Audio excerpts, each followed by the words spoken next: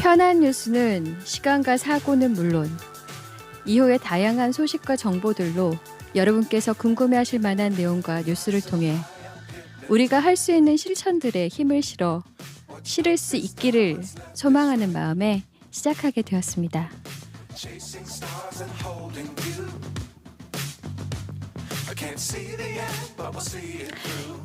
네, 맞습니다.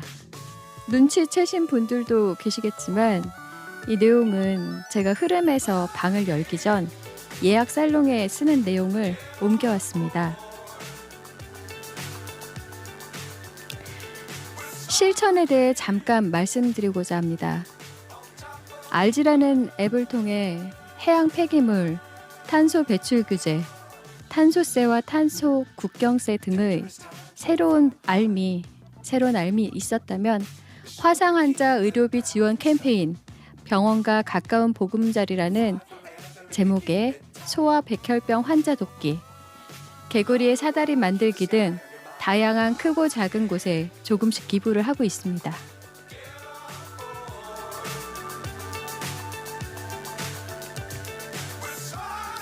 아주 작은 금액들이지만 분명 그것들이 모여 큰 산을 이룰 거라는 믿음이 있습니다. 이처럼 편한 뉴스는 소식의 공유 그리고 그 이후에 실천까지 이어지는 노력으로 만들어가고 있습니다. 10월의 마지막 날 세 번째 편한 뉴스 시작합니다.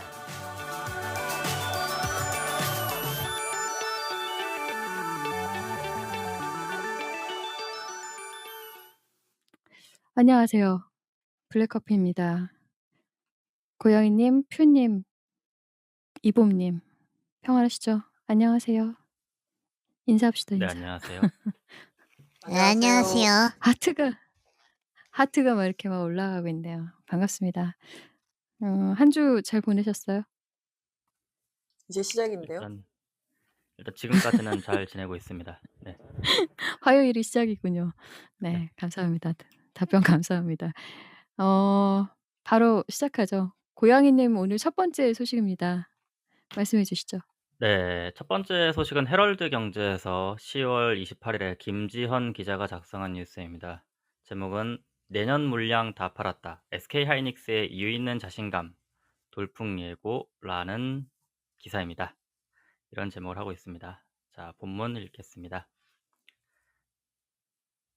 이 부분은 저희가 확실하게 말씀드릴 수 있는데요. 라는 대사가 있고요. 누가 한 말인지 이어집니다.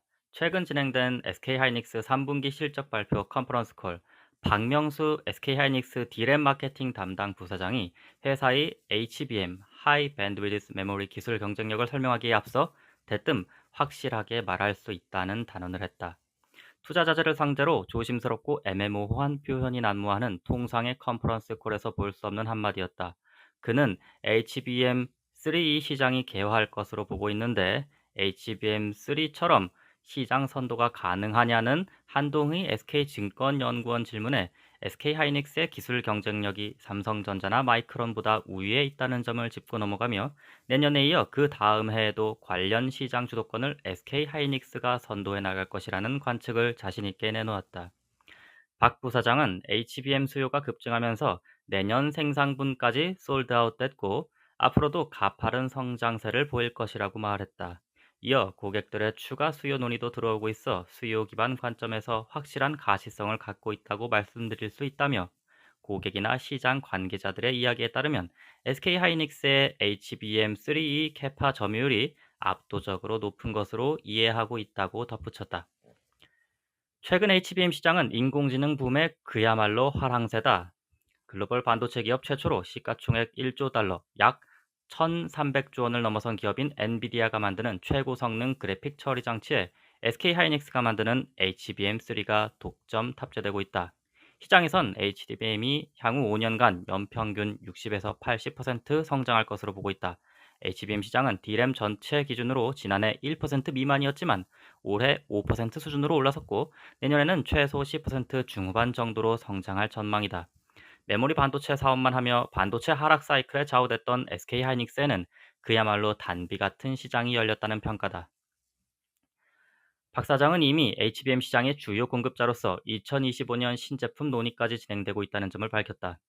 그는 2024년뿐만 아니라 2025년까지 확대해 대부분의 고객사 파트너사와 기술 협업 캐파 논의를 하고 있다고 강조했다. 고객사들의 입장에서 SK 하이닉스의 제품 경쟁력과 대규모 양산 경험이 어느 정도 신뢰를 주는 모습이란다. 향후 HBM 제품이 늘어도 SK 하이닉스의 가격 협상력은 유효할 것이라고 전망했다. HBM 수요를 보면 HBM2E, HBM2E, HBM3, HBM3E, HBM4까지 연계해서 현재 제품 전환 속도가 매우 빠르다. 박 부사장은 내년 같은 경우는 D램이 빠르게 업황이 회복될 시기여서 HBM3를 내년에 새로 채용하는 고객은 거기에 준해 가격을 정하면 된다며 HBM3에서 HBM3E로 넘어가는 경우는 당사가 다른 공급사보다 세대 전환을 빠르게 선점하는 효과를 가지고 있어 종합 ASP, 즉 평균 판매 가격 측면에서 우위를 점하고 있다고 설명했다. 이상이고요. 짧게 해석을 해드리자면 이제 최근에 여러분들이 아시는 인공지능이 매우 흥하고 있어서 전 세계적으로 인공지능을 실행하기 위한, 계산을 하기 위한 GPU의 수요가 매우 커졌습니다. 그리고 GPU에는 초고속 메모리가 많이 들어가고 있고요. 기존에는 HBM 같은 메모리를 그래픽카드에 많이 쓰지 않았습니다. 그런데 요즘은 그 GPU에 HBM이 많이 들어가고 있기 때문에 뉴스에도 나왔다시피 HBM 메모리 시장이 빠르게 확대되고 있고 그 뒤에는 그 아주 거대한 인공지능 붐에 의한 GPU에 대한 수요가 존재하고 있습니다. 그래서 여러분들이 평소에 이제 문화적인 면에서 많이 느끼고 있을 인공지능의 그 도래가 문화적인 실생활 영역뿐만 아니라 당연히 거시적인 경쟁점에서도 영향이 있다는 것을 좀 보여드리고자 이번 첫 번째 기사를 선정했습니다. 네, 여러분들 어떻습니까?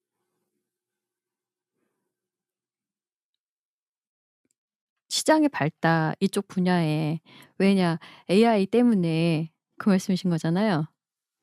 네, 그렇지요. 네.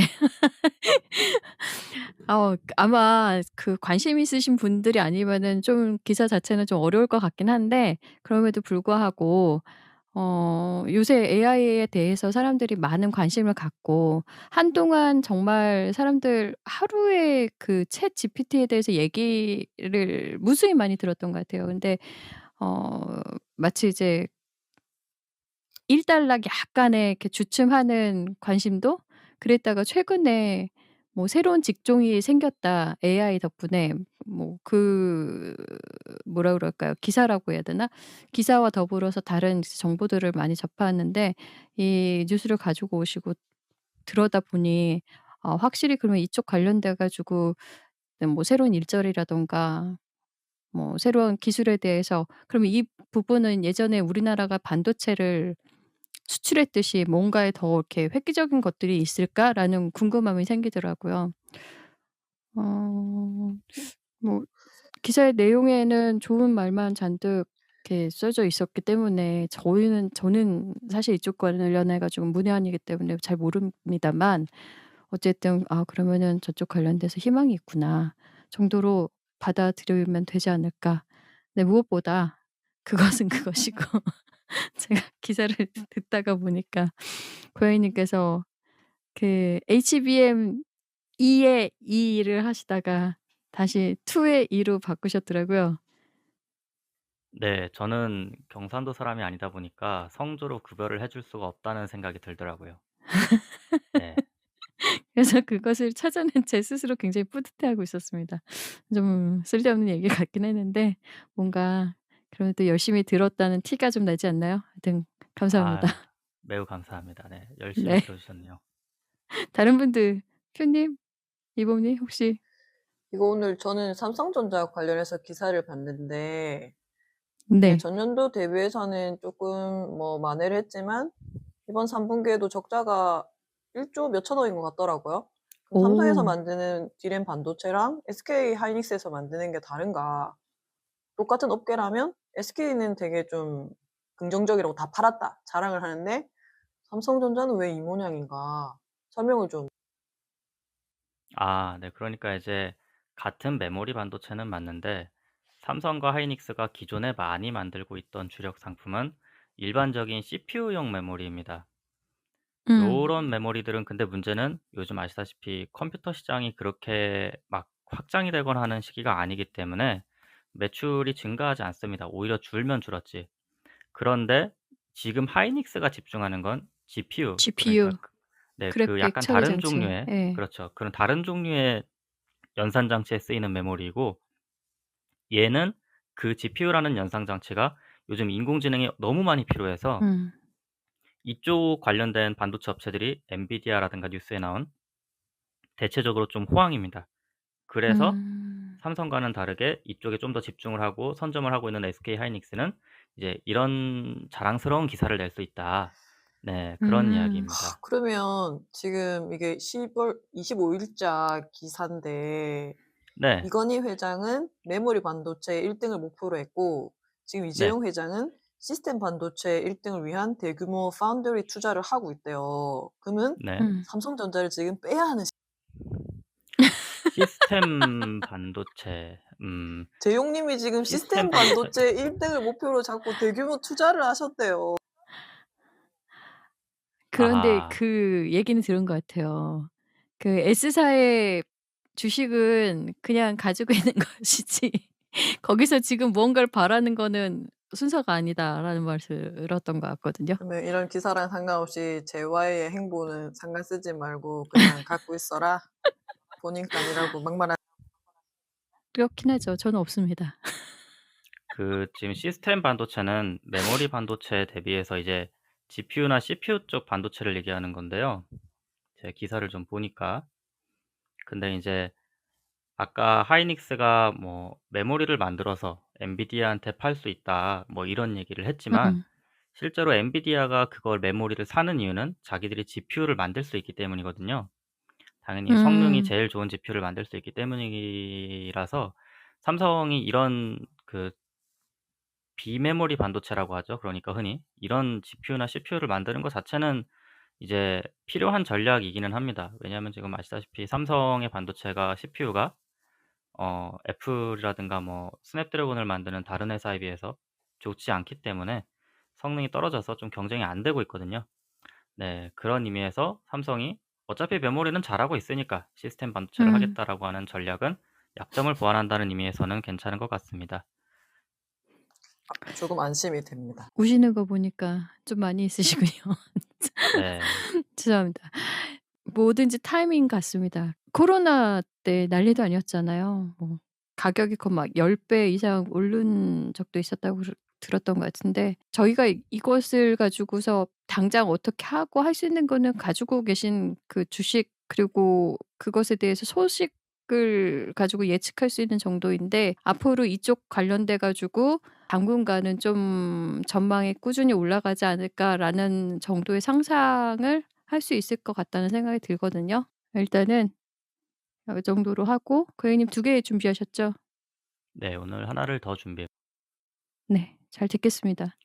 다음 기사는 분야를 주식 시장, 기업 시장에서 넘어가서 다시 부동산 시장 쪽을 다뤄보겠습니다.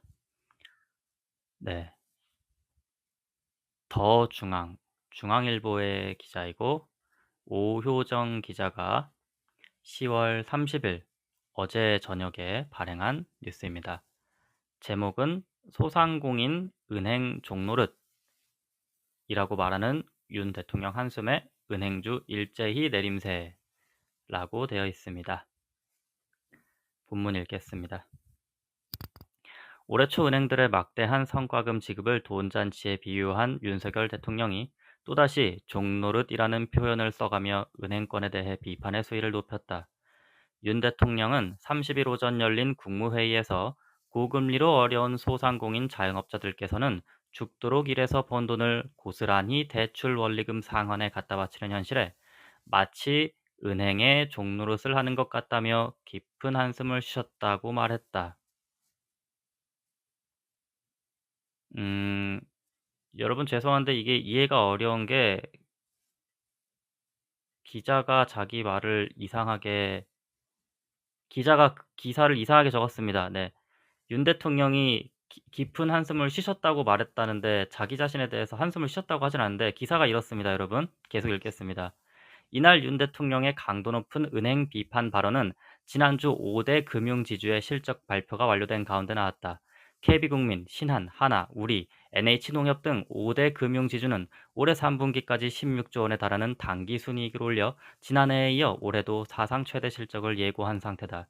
이날 윤 대통령의 발언은 은행권이 여전히 높은 수익을 기록하고 있지만 민생 현장에서 만난 소상공인이나 서민들은 원리금 상환 부담에 허덕이는 상황을 지적한 것으로 풀이된다.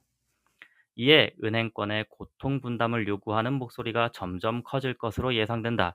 윤 대통령은 올해 초에도 은행들의 막대한 성과금 지급을 돈잔치에 비유하며 은행권의 서민금융 및 상생금융 확대를 압박해왔다. 이날 윤 대통령이 돈잔치보다 수위가 센 종노릇 발언을 내놓자 당장 상생금융을 추가 확대하는 것 아니냐 하는 전망이 나왔다. 금융감독원에 따르면 지난 3월부터 발표된 금융권의 다양한 상생금융 활성화 방안 규모는 1조 1,479억 원에 달한다. 이는 수수료 및 금리 인하, 원금 상환 지원, 채무 감면 등 소비자가 받게 되는 혜택 규모를 합산한 것이다. 지난 8월 기준 금융권이 실제 집행한 상생금융 실적은 4,700억 원 수준으로 추산됐다. 일부 정치권에서는 한 발 더 나아가 은행을 대상으로 이른바 황제세, 횡재세 도입 추진 움직임을 보이고 있다. 과도한 수익을 올린 기업에 대해 법인세 이외에 추가로 물리는 조세다. 고금리 상황이 은행에는 일종의 횡재였으니 추가 조세 의무를 지라는 것이다. 다만 정부는 기본적으로 횡재세 도입과 관련해 구체적인 방안을 검토하고 있지 않다는 입장이다. 윤 대통령의 발언이 전해지자 은행들은 난감해하고 있다. 글로벌 시장 금리가 전반적으로 상승하는 상황에서 윤 대통령의 발언이 자칫 시장 논리나 구조를 왜곡시킬 수 있다는 불만도 나온다. 익명을 요구한 시중은행 관계자는 은행들은 그동안 정부 정책 방향대로 법에 저촉되지 않는 선에서 이윤을 추구한 것일 뿐이라며 시장 금리가 올라 있는데 대출 금리를 억지로 낮추면 바로 역마진이 발생한다고 우려했다. 상생금융에 1년 내내 협조했는데 받은 성적표가 이것이냐며 불만을 토로하는 목소리도 나왔다. 더 적극적인 사회 공헌이 필요하다는 자성의 주문도 있었다. 다른 시중은행 관계자는 은행이 이자 이익을 많이 가져온 것이 사실이라며 순이익의 일정 부분을 출자해 별도의 서민금융이나 중소기업 지원은행, 벤처 캐피털 펀드 같은 것을 만드는 방식은 어떨까 한다고 제안했다. 한편 은행 종노릇 발언이 대출금리 인하 압력으로 해석되면서 이날 증시에서 은행주는 일제히 하락했다. 하나금융지주 주가는 전 거래일보다 1,550원, 3.76% 떨어진 39,650원에 거래를 마쳤다. KB금융과 신한지주는 전 거래일과 비교해 각각 2.67%, 2.57% 떨어지면서 2%대 하락률을 보였다. 우리금융지주 종가는 11,880원으로 전 거래일보다 170원, 1.41% 내렸다. 김경희, 오효정 기자였습니다. 어, 기사가 길었기 때문에 간단하게 정리만 해드리자면, 아시다시피 대한민국에서 대출 관련해서 금융권에 대한 정책이 많이 나오고 있습니다. 그런데 지금 행제세 같은 경우에도 조금 첨언을 하자면 미국에서도 거둔 적이 있다고 합니다. 그러니까 은행들은 사실 사회 시스템상 그 정부가 돈을 풀고 금리를 조절하는 과정에서 어쩔 수 없이 돈을 먹은 부분이 있기 때문에 그런 거에 대해서 다시 그 돈을 걷어들이는 노력을 정부가 이제 하게 되는데 근데 사실 지금 못하고 있죠. 네. 아시다시피 대한민국은 지금 저번에 제가 다룬 뉴스에서도 있지만 그 기준금리를 못 올리고 있기 때문에 한마디로 말해서 그러면 은행들이 자기들의 이자율로 먹은 돈을 갖고 있습니다. 많이 높은데 정책적으로 그것을 좀 안 좋다고 생각하는 것 같습니다. 저는 거기에 대해서 뭐 "이 대통령이 어떻다." 이런 말을 하기보다도 여러분들에게 혹시 뭐 대출이 있거나 대출을 받으실 예정이라면 이런 정부의 정책 기조도 조심스럽게 살펴보는 것이 필요하다라는 뜻에서 뉴스를 가져왔고요. 아무쪼록 네. 돈 많이 버시기 바랍니다. 그 마지막에 "돈 많이 버시라."는 말씀이 강하게 남네요. 저 기사가 왜 나왔을까 한참 고민했는데 지금 아직 잘 모르겠습니다. 그리고 오늘 아침에 나왔던 그 다른 그 금리 관련된 기사랑 은행 이자 관련된 기사를 봤는데 거기서는 뭐 거의 12% 15% 올라가져 있는 그렇게 올라가져 있는 게 따로 또 나온 것 같더라고요. 제가 제대로 자세히 보지는 못했습니다만 국고에 돈이 없는 건지 은행에 돈이 없는 건지 어딘가에 있는 돈들을 뭔가 이렇게 싹싹싹 긁어 모으는 듯한 느낌이 자꾸 지울 수가 없는데 네 12% 봤어요. 어쨌든 어 이게 금리가 좀 현명한 오르면 선택이 필요하지 않을까. 네. 금리가 오르면 말씀해 주세요. 사람들은 금리 때문에 이제 돈을 은행에 갖다 주고 은행에서 돈을 풀어야 되는데 지금 은행들이 돈을 안 안 풀고 풀고 있죠. 있다고 예. 해석되거든요. 근데 돈을 풀고 사람들이 돈을 쓰고 소비를 하고 소득도 올라야 세금이 거치는데 그게 안 지금 이 되니까. 정부에서 많은 부분에서 예산이 삭감된 거 보면 그러니까 사람들이 다들 저금만 해 가지고 세금이 좀 많이 줄었나 봐요. 그래서 금리 압박에 대한 발언인 것 같은데 저는 금리 압박이라는 게 좀 금리를 내리라는 압박이 과대 해석이 아닌가. 그냥, 그냥 하신 말씀이 아닐까? 평소 생각대로 그냥 가신 게 아닐까? 사실 뭐 저는 평소 생각은 잘 모르겠고 다만 제가 이제 기사를 2 개밖에 선정을 못 하기 때문에 좀 여러 개의 기사를 봤는데 얼마 전까지는 50년 만기 주택담보대출 같은 상품이 나오기도 했고요. 그러니까 맞아요. 대출을 있었어요. 더 예. 시키려고 했고 그리고서 또 마지막에는 대출을 줄이려는 기조에 있다는 기사가 나왔습니다. 그리고 이번에 "대출 금리까지 조절을 해라."라는 압박을 넣고 있는 상황이기 때문에 사실 맞는 그냥 한 거거든요. 말일 수도 있겠네. 네 근데 그냥 한 말일 수도 있긴 한데 네 저는 뭐 근데 개인에 대한 판단을 한다기보다는 그건 사실 제가 뽑았지만 저도 관심이 없고요, 그분한테는. 단지 금리가 시장 정책이 이렇게 혼란스러운데 네 잘 지내시라는 얘기입니다. 저는 한강공원의 득실, 송충이인 줄 알았던 이 벌레의 정체 10월 23일 10 시에 올라왔던 사회 뉴스고요. 이 사진을 보여 드리고 싶습니다만 좀 굉장히 이렇게 싫어하시는 분들이 많을 것 같아서 일단 사진은 접겠습니다. 기사 읽어 드리겠습니다. 최근 SNS에서 한강공원에 송충이가 너무 많다는 내용의 글과 사진이 공유되고 있다. 한강공원 일대에 나타난 이 벌레는 미국 흰불나방 유충으로 주로 하렵수 잎을 먹이로 삼아 도심 가로수나 농경지 과수목 등에 심각한 피해를 주는 해충이다. 1년에 보통 2에서 3회, 2에서 3화기 성충으로 우화하며 1화기보다 2화기 애벌레에 의한 피해가 더 크다. 미국 흰불나방은 2018년 이후 감소하다가 올해의 더위와 폭우 영향으로 유충의 생존 활동량이 늘어나면서 성충 발생 시기가 예년보다 빨라져 피해가 커졌다.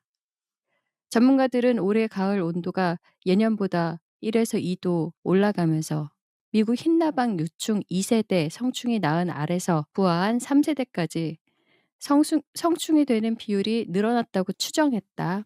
산림청은 지난 8월 말 경기, 충북, 경북, 전북 등 전국적으로 미국 흰불 나방의 밀도 증가가 확인되고 있다며 발생 예보 단계를 관심 1단계에서 경계 3단계로 상향 조정했다. 미국 흰불 나방이 국내에 유입된 것으로 추정되는 1958년 이후 처음이다.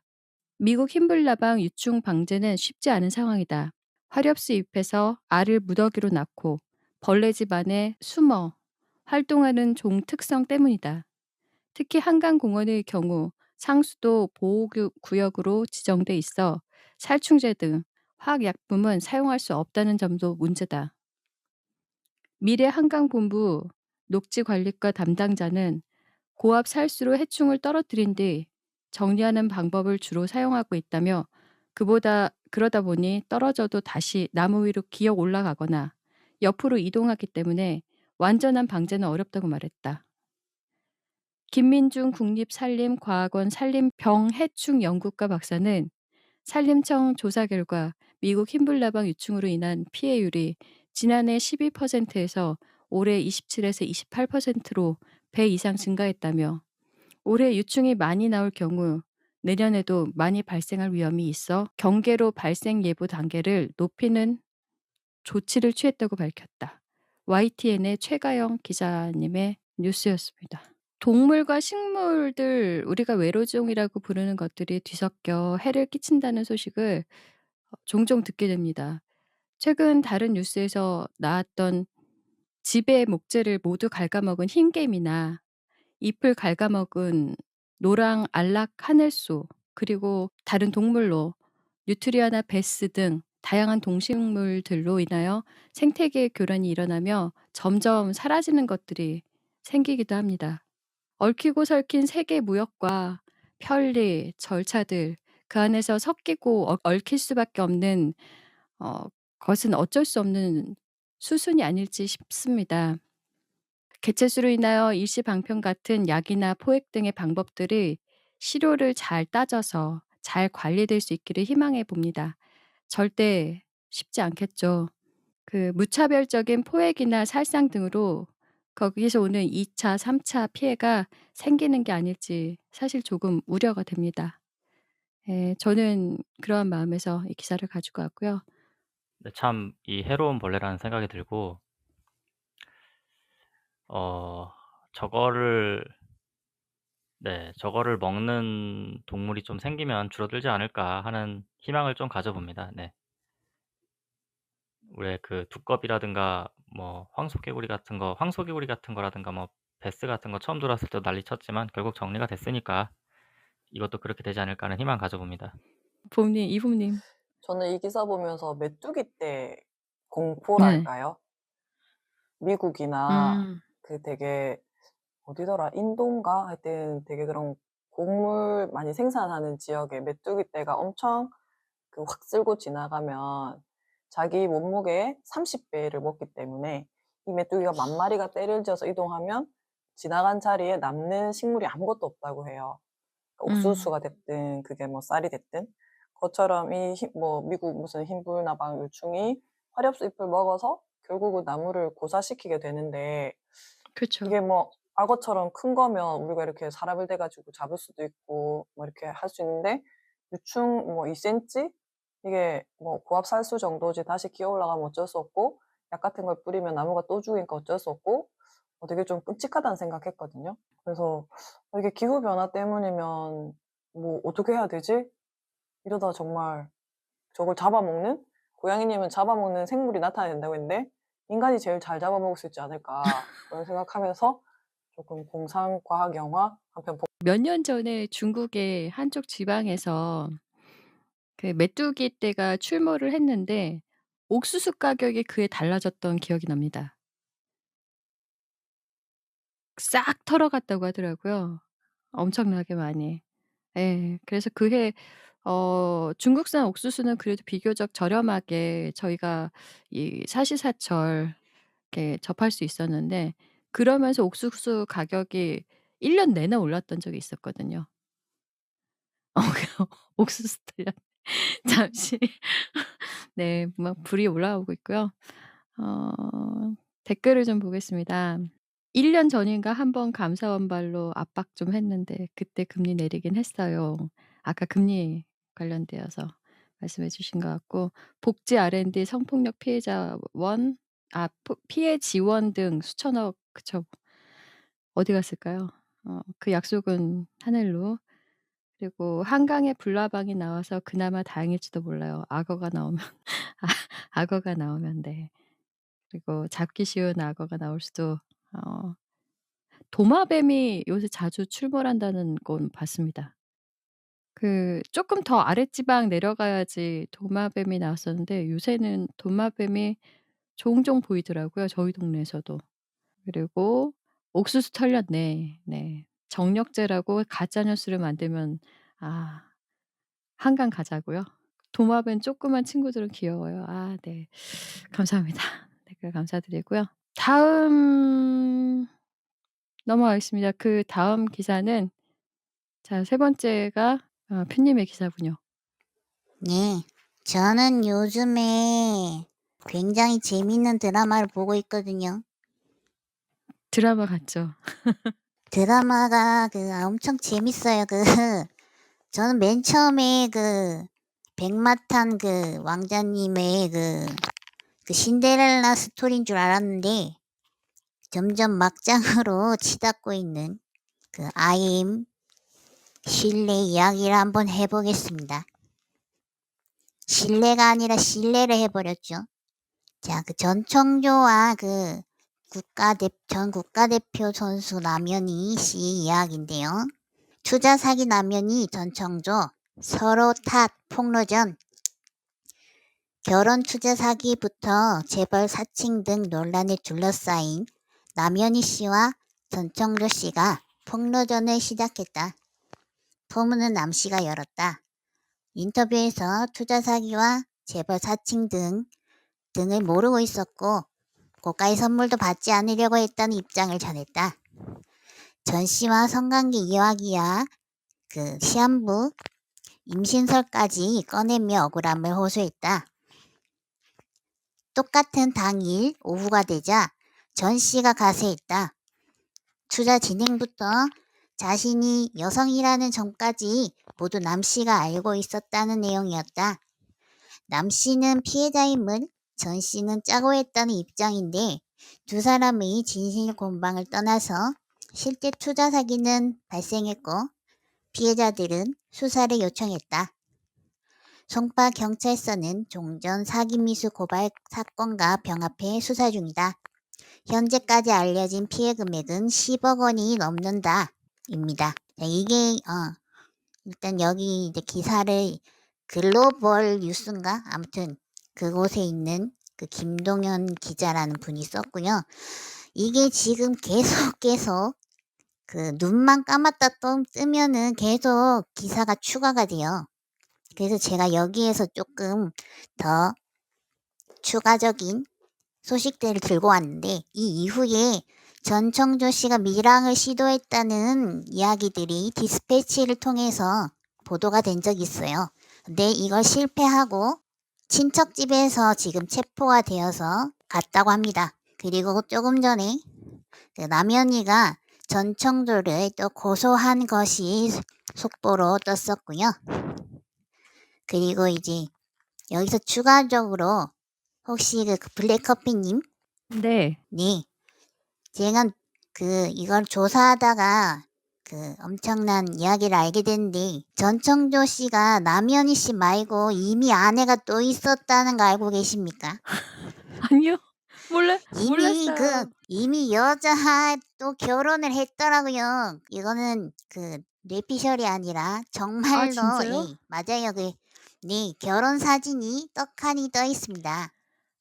이게 근데 엄청난데 그 유튜브 채널 연애 뒤통령 이진호라는 프로그램이 있는데 거기 영상에서 이제 이진호 기자가 보도를 했는데 결혼식을 2번을 했는데 배우자가 3명이 더 있었습니다. 이게 무슨 말인지 제가 하나하나 풀어드릴게요. 자, 일단 첫 번째 결혼식은 제주도에서 진행된 여성 B씨와의 결혼식인데요. 당시에 여성 B씨의 가족들은 전청조 씨를 남성으로 인식하고 있었다고 합니다. 이어서 이 결혼식이 한 방송사의 영상을 통해서 확인이 되면서 관련 내용이 사실임을 다시 한번 밝혀졌다라고 하더라고요. 그래서 실제로 조금만 찾아보시면 전청조 결혼식 하면 진짜 결혼식 하는 사진이 있어요. 이렇게 여성분이랑 결혼을 했고요. 두 번째 결혼식은 2020년에 옥중에서 이루어진 혼인신고인데요. 같은 각각 남녀 재소자로 만났어요. 이때는 이제 자기가 이제 여자로 만난 거예요. 여자로 남자를 만나서 이제 두 사람이 이제 펜팔을 통해서 만남이 이루어졌다고 해요. 옥중에서. 그래서 2020년 9월에 혼인신고를 했고 바로 1년 1개월 만인 2021년 10월에 이혼을 했대요. 그러니까 혼인신고랑 이혼신고 모두 전청조 씨가 옥중에 있을 당시에 이루어졌다는 건데 도대체 뭐 하는 건지 모르겠네요.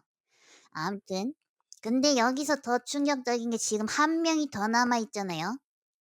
그쵸? 여기서 더 충격적인 건 전청조 씨가 2015년 11월에 남성인 K 씨와 만남을 가졌다는데 전청조 씨가 먼저 페이스북을 통해서 연락을 시도했다고 해요. 그래서 이제 호감이 생긴 두 사람이 급속도로 연인으로 발전했고 만남 한 달 만에 전청조 씨가 결혼을 하자 혼인을 제안했어요. 그래서 예식장을 비롯해서 결혼 자금을 송금해주면 결혼 준비하겠다는 말에 K씨는 무려 6,811만 원에 달하는 비용을 보냈다고 해요. 근데 이렇게 결혼을 꿈꾸던 K씨는 이내 큰 충격을 받게 되는데요. 전청조 씨가 말하던 청주의 신혼집을 찾아갔는데 그 첫 번째 제가 말씀드린 제주도에서 결혼했다는 여성분 있죠, A씨. 네. 그 자리에 거기 갔더니 K씨, 남자분 K씨는 이제 두 사람의 보금자리가 될 거라고 생각하고 있는데 거기 갔더니 그 여성 A씨와 동거를 하고 있었던 거예요. 그러니까 그 결혼 자금으로 준 걸 대부분을 A씨와 결혼식 준비랑 웨딩 촬영 준비에 썼다는 걸 알고 큰 충격을 받았다고 합니다. 이게 도대체 뭐 하는 건지 모르겠네요. 그래서 K씨가 돈을 내놓으라고 했더니 전청조 씨가 팔을 깨물어서 크게 다쳤다고 해요. 그 깨문 사진도 보여주더라고요. 뭐가 깨물었다고요? 그리고 팔을 깨물었어요. 돈 내놓으라니까 아. 팔을 깨물어서 그래서 크게 다쳤다고 해요. 그리고 2020년 5월부터 연락이 되지 않고 있다고 합니다. 근데 또 있어요. 또요? 네, 여기까지 이제 조사를 하고 이제 제가 그냥 이렇게 또 검색을 해보고 있었는데 기사를 정리하던 조금 전 아니고 제가 이 기사를 정리할 때 8시 조금 넘었을 때니까 그때 또 속보가 들어왔더라고요. 남연이랑 사귀고 있는 중간에 또 데이터 어플을 통해서 이번에 여자로 남성에게 접근해서 결혼하자고 해서 수천만 원을 뜯겼다고 합니다. 이 정도 되면 이제 프로 결혼러가 아닌가 생각이 드는데 어떻게 생각하시죠? 아니 저는 지금 들으면서 이게 혼돈이 네. 오는 게 아니 뭐 네. 자유로운 성지향에 대해서는 뭐 그렇다고 생각을 해요. 그럴 수 있다. 뭐 이쪽이든 저쪽이든 그 정체성에 대해서 그러는데 무슨 결혼이 카드 돌려막기도 아니고 결혼 돌려막기를 어떻게 그렇게 할 수가 있지? 그게 가능한가라는 생각이 들면서 어 그 인터뷰하는 걸 저도 보긴 봤거든요. 근데 네. 어떻게 하면 그게 이렇게 의심 없이 그게 가능하지라는 생각이 들더라고요. 속은 사람이 있다는 거는 그만큼 이렇게 잘 어떤 연기와 액션이 들어갔다는 거잖아요. 근데 그 연기와 제가 액션이 네. 그 사기를 치려는 사람의 욕망을 얼마나 잘 충족시켜 주었는가. 아. 그러니까 전청조 씨는 돈의 환장, 상대방들은 결혼의 환장. 이게 딱 맞아떨어지면서 이 수차례에 걸친 결혼 사기극이 연이어서 맞아요. 제가 이거를 찾아보고 있을 때 유튜버에서 실시간으로 이진호 기자 유튜브 생방송을 하고 있더라고요. 그래서 제가 봤는데 거기서 이제 이진호 기자가 말하길 오랜 시간 정확하다고 볼 수는 없지만 일단 뭔가 좀 더 좋아한 건 여자 쪽인 것 같다라는 이야기를 하더라고요. 뭔가 오랜 기간 만남을 지속한 건 여자들이고 진짜 본인의 취향은 여성이고. 이제 거의 그런 식으로 추측이 되는 것 어. 같다는 거죠. 왜냐면 이제 오랜 시간 동안 그 만남을 지속해 온 건 여자 쪽이고 단타로 치고 빠진 건 이제 남자라는 거죠. 남자들은 단타로 치고 빠졌는데 보통 대부분 이제 그런 어플이나 이제 온라인 이쪽을 통해서 이제 남자들을 이용해서 돈을 빼돌리려고 한 게 아닌가 하는 생각이 좀 들어요. 남성들의 돈을 빼돌려서 여성들과 동거를 한 거였네요. 아까도 그게 나왔었잖아요. 근데 저로서 좀 상상이 안 됩니다. 잠시 댓글 좀 볼게요. 한 달 결혼, 한 달짜리 결혼 아까 나왔었죠. 카사노바도 울고 가겠다. 좀비설 물었다 아까 그 사진 찍었다고 게이지가 상승되고 있다. 결혼에 환장했냐. 나도 결혼이 하고 싶다. 결혼 왜 저런 결혼을 하고 싶어요? 굉장히 결혼 회의가 올 줄 알았더니 이제 어느 분께서 "나도 결혼이 하고 싶다." 이 뒤에 점이 3 개가 찍혀 있네요. 점점점. 결혼도 하는 사람만 더하고 점점 2 개. '결혼에 미쳐야 한다. 여러 번 하는 거였구나.' 네. 여기서 여자가 누구예요? 아유 그러니까 지금 다들 혼란스러우신 것 같아요. 여자의 욕망을 더 잘 알았나 보다. 저도 그렇게 생각해요. 근데 이제 지금 차마 이 댓글은 제가 못 읽겠습니다. 한번 댓글창을 한번 봐 주시면 좋을 것 같고요. 고양이님 하실 말씀 근데 있으세요? 아니요. 재밌는 소식입니다. 네. 저도 결혼할 사람을 구하고 있습니다.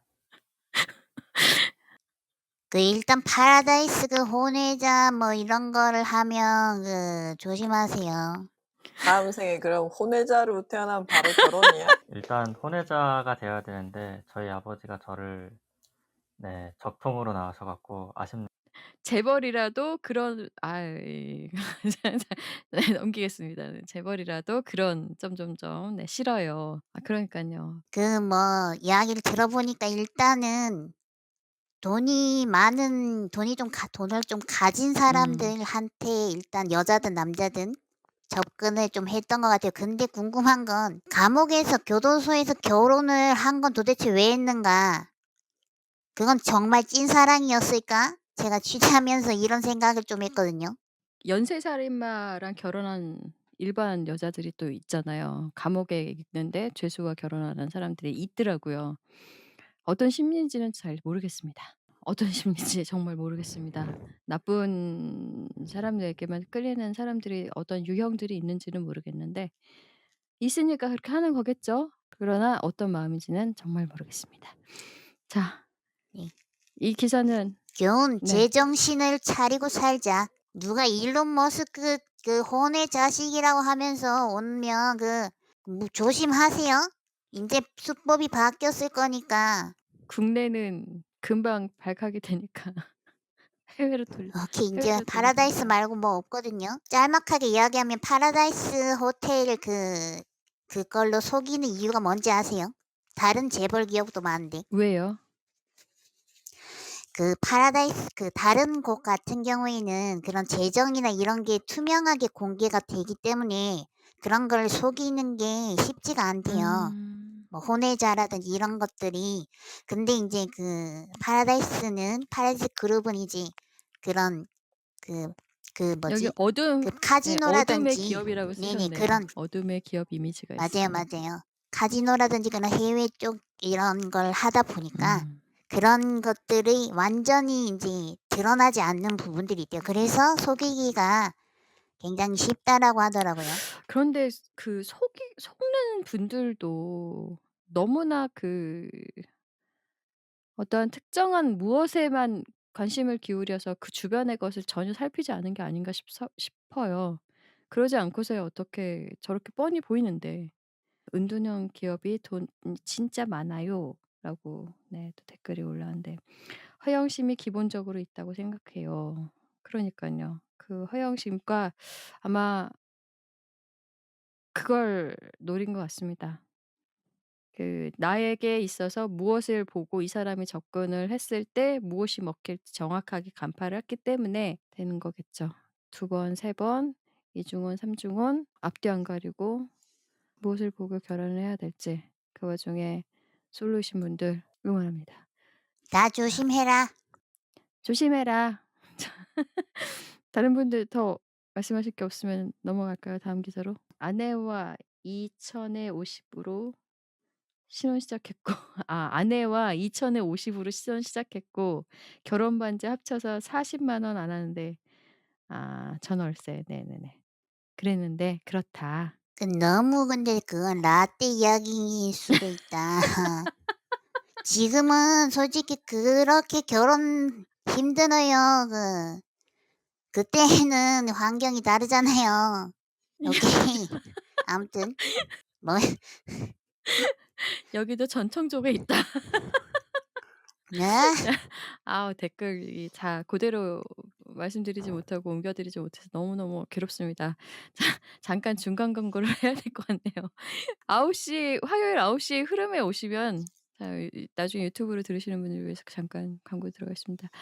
9시에 흐름에 오시면은 댓글들 실시간 댓글들과 함께 여러분들에게 더욱더 현장감 있는 뉴스에 동참하실 수 있을 것 같습니다. 다음 어느 분의 소식인가요? 이봄님? 네, 지금 핫한 기사로 많은 분들이 집중력이 떨어지셨을 것 같아서 중간 광고 한번 가겠습니다. 광고. 아이, 뭐야, 벌써 9시 58분이네. 아이고, 늦었다. 아, 저기 혹시 지금 편한 뉴스 이제 들으러 왔는데, 들어도 되나요? 오케이. 못 들은 건 유튜브 블랙커피 채널에서 넥스트 타임 히어링에 가능해요. 와이프한테 들어도 되냐고 물었더니 오케이 했어서 들어봤어요. But your friend가 추천해줬으니 I'm 실례예요. 자, 매주 화요일 6시 저녁 9시에 흐름에서 편한 뉴스 들으러 와라. 오케이? 저녁 9시에서 저녁 9시부터 한다. 6월 기사 너무 감사하고요. 6월 광고 네 쩔어요. 오케이. I'm fine, thank you. And you? 다음 주에도 실례예요. 오케이. 괴롭다. 네, 광고 잘 들으셨고요. 마지막 기사는 제가 준비했습니다. 10월 28일자 중앙일보의 김홍범 기자의 기사입니다. 영국 총리 장인, 젊은이 주 70시간 일해야 발언, SNS 뒤집혔다. 인도 굴지의 글로벌 정보기술 기업 인포시스의 공동 창업자 중 한 명이자 리시 수낙 영국 총리의 장인인 나라야마 머씨가 인도는 주 70시간은 일하는 열심히 사는 젊은이들이 필요하다는 발언을 해 논란이 되고 있다고 27일 현지 시간 CNN이 전했다. 보도에 따르면 머씨는 전날 한 유튜브에 출연해 지금의 인도는 결단력 있고 극도로 열심히 일하는 사람들이 필요한 상황이라며 이렇게 말했다. 이날 그는 극도로 오랜 시간 일하는 것이 2차 세계대전 이후 독일과 일본이 한 일이라며 어쩌다가 인도의 젊은이들이 국가에 도움이 되지 않는 바람직하지 않은 습관을 서방으로부터 배웠는지 모르겠다고 지적했다. 이어 인도는 처음으로 세계적인 존경을 받고 있기에 기업의 지도자들은 젊은이들이 열심히 일하게 동기부여를 해야 한다. 지금의 진전을 더 이끌어 나가야 한다고 강조했다. 머씨는 독일과 일본 외에도 신흥시장인 중국으로부터도 정책을 배워야 한다고 언급했다. 머씨의 주장처럼 주당 70시간을 일할 경우 5일 일하면 하루 14시간을 근무해야 한다. 6일 근무로 계산해도 하루 12시간 가까이 일하는 것이다. 이에 대해 CNN은 머씨의 발언이 서구는 물론 중국에서도 근무 시간에 대한 급격한 인식 변화가 이루어지는 시기에 나온 것이라며 소셜미디어 등에서 강한 반발을 부르고 있다고 전했다. 앞서 996, 오전 9시부터 오후 9시까지 주 6일 근무로 대표되는 중국의 장시간 노동 문화는 사회 문화로 지적된 바 있다. 특히 중국에서는 열심히 일해도 대가가 없어 몇 년 전부터 탕핑이라는 개념이 등장했으며 지난해 미국에서도 규정된 일 이상은 하지 않는 조용한 퇴사, quiet quitting, 이 트렌드로 자리 잡았다고 CNN은 지적했다. 세계은행에 따르면 2024년 인도의 경제 성장률은 6.3%로 중국 5.6% 등을 제치고 주요국 중 가장 높은 수준으로 전망된다.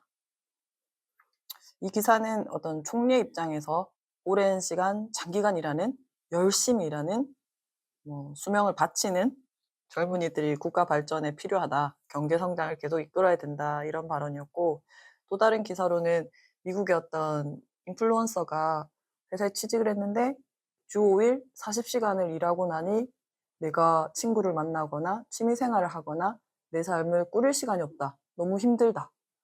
이렇게 어떻게 사나. 그런 기사가 있었습니다. 이게 두 기사를 보면서 우리는 왜 일해야 하는가에 대해서 좀 생각해 보게 됐고, 결국 일을 해서 뭐 돈을 벌고 경제 성장, 나라가 있어야 내가 있다, 여러 가지 있겠지만, 그래도 내가 일을 하는 가장 첫 번째는 내가 원하는 것을 이루는 거. 결국은 뭐 모두가 생각하듯이 행복이 아닐까, 그런 생각을 했고, 이 영국 총리가 말하는 대로 했을 때 과연 누가 행복한가? 생각해 보면 일하는 젊은이는 아닐 것 같아요. 그래서 그 행복 지수 이런 걸 좀 찾아봤는데 OECD 나라 그 뭐 30개국인가 몇 개국 중에 우리나라가 경제 그 성장 지표를 봤을 때 GDP 국민 총생산이 한 13, 15위 정도였고 인도가 10위 안이었거든요. 근데 스스로 이제 행복하다. 그런 행복 지수를 보면 우리나라도 경제 지수보다는 낮지만 인도는 진짜 100몇 위 이랬거든요. 그래서 이게 돈이 많다. 그러니까 나라가 돈이 많은 것과 개인이 행복한 것은 다르구나. 그러면서 이래가지고 그 차이가 너무 많이 나잖아요. 그래서 이거를 좀 이 간극을 우리나라만 되게 문제라고 생각했는데 중국이든 인도든 세계적인 문제다. 그리고 마지막으로는 스페인처럼 주 4일 일하는 날 37.5시간 주당 그렇게 일하는 날이 우리나라에도 빨리 오면 좋겠다. 그런 바람을 담아 기사를 골라봤습니다. 자, 봄님 기사를 통해서 고양이님, 퓨님 혹시 하실 말씀 있으신가요? 제가 먼저 얘기를 할까요? 그러시죠. 네. 얼마 전에도 저희도 70시간 얘기가 나왔었잖아요. 그때 저희가 다들 막 극도의 흥분을 감추지 않으면서 막 뭐라고 얘기했던 게 기억나는데 음 행복하지 않은 이유들이 물론 있겠죠.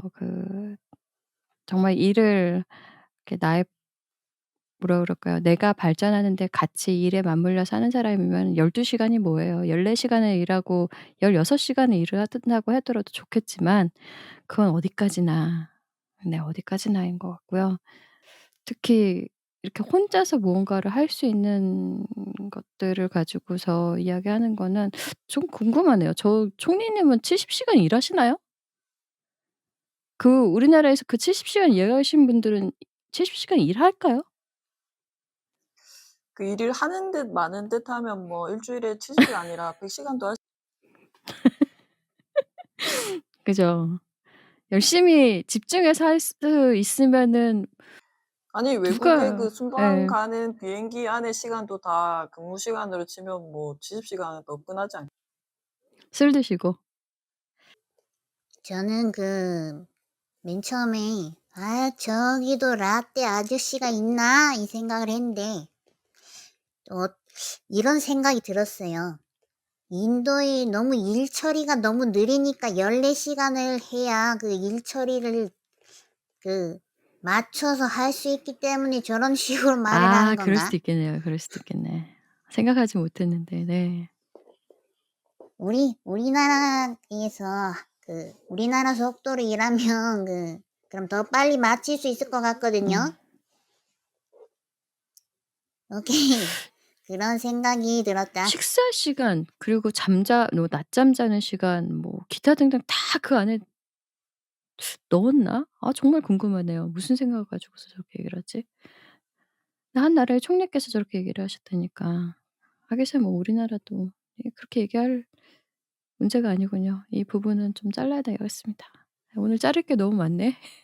자, 고양이님 70 시간 일하실래요? 저는 70시간 일하면 몸이 축나서 안 되니까요. 네. 그냥 적당히 일하고 돈만 많이 받고 싶습니다. 그래야 결혼할 수 있다. 결혼은 네. 야근이 아니고 해야 됩니다. 네. 제가 개빡대가리가 아니기를 바라 봐야죠. 다른 사람만큼만 일해도 다른 사람보다 돈을 더 벌려면. 웃으며 '한 시간을 잘 보냈구나.'라는 생각이 들었는데 끝부분 끝부분에서 씁쓸해지네요. 그래서 제가 그 기사를 올릴까 말까 고민했는데 네. 스페인에서 지금 전체 이제 국가랑 노조에서 추진하는 게 노조에서 추진하는 거죠. 네. 그게 지금 스페인도 주 40시간인데 그를 주 37.5시간으로 어쨌든 뭐 정치적인 그런 게 있긴 한데 추진한다고 네. 해요. 주 4일 근무. 그래서 유럽은 그 얘기가 좀 이게 나왔었죠. 예. 예. 그래서 우리도 조금 뭐 10년은 조금 빠를 것 같고 20년 뒤쯤에는 우리도 주 4일을 하지 않을까 희망을 보면서 마무리했으면 좋겠어요. 이대로면은 어 뭐 당장이라도 내년이라도 이제 세금은 많이 내고 주 70시간 조금 절충해서 한 주 60시간 일해야 되고 예 금리는 그렇고 그러지 않을까 생각해 봤습니다. 하여튼 감사합니다. 세 분 고양이님, 퓨님, 이봄님 기사 감사하고요. 자 마무리해야죠. 마무리로 광고 한 개 더 때리겠습니다. 광고 퓨! 고양이님과 결혼할 사람을 구합니다. 조건 여자. 연락은 편한 뉴스로 주세요. 다 사라졌지? 다 흐느끼고 있지 않을까.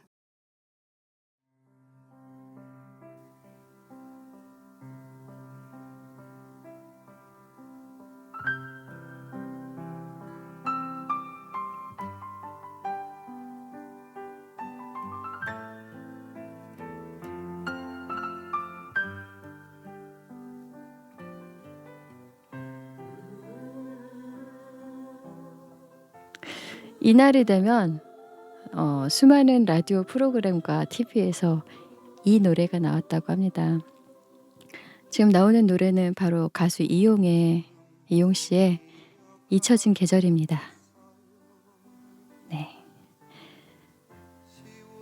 1982년에 만들어진 이 곡은 예전 한국 갤럽에서 가을 하면 떠오르는 노래 2위를 차지했다고 합니다.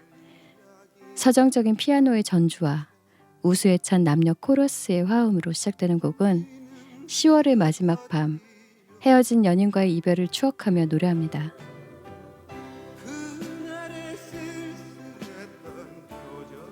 1년여 전에 한 사건으로 인하여 우리는 이제 이 곡을 들으며 가슴 한편의 저림을 느낍니다. 우연히 엔사의 질문 카테고리에 올라온 내용을 봤습니다. 159명이 죽었어도 자신에게 있어 즐겁고 재밌는 할로윈 데이가 왜 우울한 죽음으로 슬퍼해야 하는 것인지 모르겠다는 내용이었습니다. 아마 어느 정도의 시간들이 지나면 서서히 이 사건도 잊히겠고 그저 안타까운 역사 속으로 묻히게 될지도 모릅니다. 다만 나와 잘 아는 사람이 아니어도 내 가족이 아니어도 한순간에 많은 사람들이 고통에 몸부림치며 죽음을 겪었던 그 순간의 고통은 감히 상상만으로도 두렵기도 합니다. 1년을 더 살아낸 나와 여러분은 슬픔 이상의 감사가 포함되어야 하지 않을까 생각됩니다. 삶의 무게 무겁죠. 그 무거움 속에 엮어진 경험과 즐거움, 재미, 그리고 애틋함에 대한 무게로 어쩌면 1년을 저희가 버티고 있었는지도 모릅니다. 그분들이 겪지 못한 것들로 말이죠. 세 번째 편한 뉴스 마칩니다. 감사합니다, 여러분. 감사합니다. Thank you very much.